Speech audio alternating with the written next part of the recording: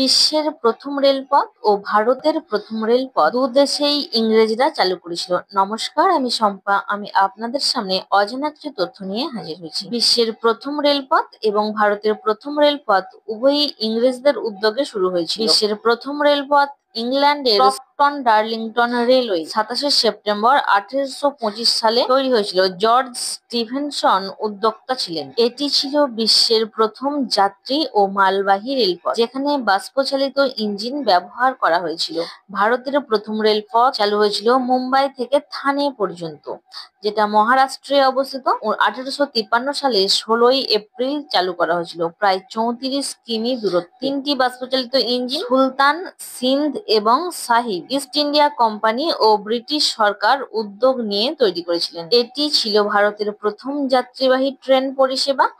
উভয় ক্ষেত্রেই রেলপথ চালু হয়েছিল ব্রিটিশদের উদ্যোগে। বাণিজ্যিক সুবিধা, প্রশাসনিক নিয়ন্ত্রণ এবং সম্পদ আহরণের জন্যই এই রেলপথ নির্মাণ করা হয়। এই রকম নিত্য নতুন তথ্য জানতে চ্যানেলটি সাবস্ক্রাইব করতে পারেন। ভালো লাগলে একটা লাইক করে দেবেন।